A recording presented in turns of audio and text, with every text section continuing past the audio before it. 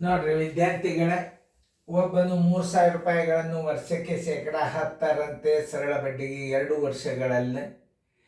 ವರ್ಷ ಒಂದು ಬ್ಯಾಂಕಿನಲ್ಲಿ ಇಟ್ಟನು. ಅವಧಿಯ ಕಡೆಯಲ್ಲಿ ಅವನು ಪಡೆಯುವ ಹಣ ಎಷ್ಟು ಅಂತ ಕೇಳಿದ್ರ, ಅವಧಿಯ ಕೊನೆಗೆ ಅಂದ್ರೆ ಅಸಲು ಪ್ಲಸ್ ಬಡ್ಡಿ ಹಿಂತಿರುಗಿಸ್ತಿರ್ತಾರ, ಅದಕ್ಕೆ ಮೊತ್ತ ಅಂತಾರ. ಮೊತ್ತನ ಕಂಡು ಹಿಡಿಬೇಕಾಗ್ತದೆ.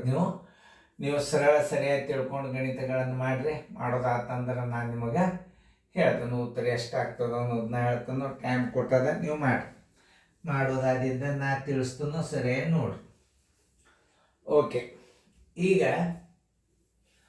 ಇದನ್ನ ಬಾಯಲ್ಲೇನು ಹೆಂಗೆ ಮಾಡಬೇಕು, ರೀತಿ ಪ್ರಕಾರ ಹೆಂಗೆ ಮಾಡಬೇಕು ಎರಡೂ ತಿಳಿಸ್ತಾನೆ. ಸರಳ ಬಡ್ಡಿ ಲೆಕ್ಕ ಭಾಳ ಸರಳ, ಭಾಳ ಅಂದ್ರೆ ಭಾಳ ಸರಳ ಅದ.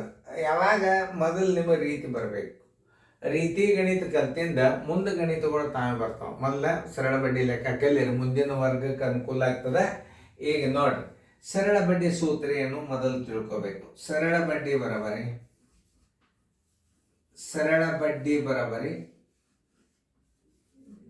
ಅಸಲು ಗುಂಡ್ಲೆ ಅವಧಿ ಗುಂಡ್ಲೆ ದರ ಸರ್ವಾಸ್ ಬಾಗಲೆ 100 × 1 ಅಸಲು ಎಷ್ಟದ ನೋಡ್ರಿ. ಈಗ 3,000 ರೂಪಾಯಿ ಅಸಲು ಅದ. ಗುಂಡ್ಲೆ ಅವಧಿ ಎಷ್ಟದ, 2 ವರ್ಷದ. ದರ ಎಷ್ಟದ, 10 ಅದ. 100 × 1 ನೋಡ್ರಿ. ಇವೆರಡು ಸೊನ್ನೆ ಅದು, ಇವೆರಡು ಸೊನ್ನೆ ಅದು. ಈಗ 3 × 2 = 600 ರೂಪಾಯಿ ಏನಾಯ್ತು, ಬಡ್ಡಿ ಆಯ್ತು. ಹಿಂತಿರುಗಿಸಬೇಕಾದ ಹಣ ಬರೋಬ್ಬರಿ ಮೊತ್ತ ಏನು. ಹಿಂತಿರುಗಿಸಬೇಕಾದ ಹಣ ಅಂದ್ರೆ ಏನು ತೆಗಿಬೇಕು ನೀವು, ಮೊತ್ತ ಕಂಡು ಹಿಡಿಬೇಕು. ಹಿಂತಿರುಗಿಸಬೇಕಾದ ಹಣ ಅಂದ್ರೆ ಏನು ಕಂಡು ಹಿಡಿಬೇಕು, ಮೊತ್ತ ಕಂಡು ಹಿಡಿಬೇಕಾದ್ರೆ ಹೆಂಗೆ ಮಾಡಬೇಕು, ಅಸಲು ಪ್ಲಸ್ ಬಡ್ಡಿ. ಅಸಲು ಎಷ್ಟದ, 3,000 ಅದ. ಬಡ್ಡಿ ಎಷ್ಟದ, 600 ಅದ. ಒಟ್ಟು ಮತ್ತೆ ಎಷ್ಟಾಯ್ತು, 3,600 ರೂಪಾಯಿ. ಉತ್ತರ ಬರೋಬ್ಬರಿ 3,600 ರೂಪಾಯಿ. ಉತ್ತರ ಸಂಖ್ಯೆ ಎಲ್ಲಿದೆ ನೋಡ್ರಿ, 3,600. ಉತ್ತರ ಸಂಖ್ಯೆ ಡಿ. ಇದನ್ನ ನಿಮ್ಮ ನವೋದಯ ಥಿಯರಿ ಒಳಗೆ ಹೆಂಗೆ ಮಾಡ್ಬೇಕನ್ನೋದು ತೋರಿಸ್ತೀನಿ. ಮೊತ್ತ ಕಂಡು ಹಿಡಿಬೇಕಾಗಿತ್ತಂದ್ರೆ ಮೊದಲು ಏನು ಮಾಡಬೇಕು, ಅಸಲ ಬರ್ಕೊಂಡು ಬಿಡ್ರಿ. 3,000 ರೂಪಾಯಿ ಅಸಲು ಬರ್ಕೊಂಡ್ರಿ. ಆಮೇಲೆ 100ರ 2 ಸೊನ್ನೆ ತೆಗೆದು ಬಿಡ್ರಿ.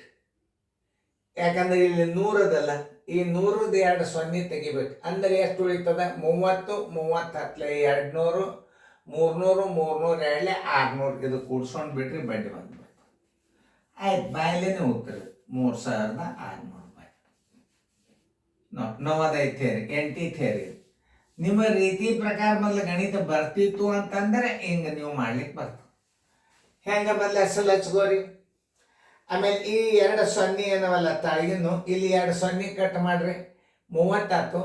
30 × 300 ಆಯ್ತು. 300 2 600 ಆಯ್ತು.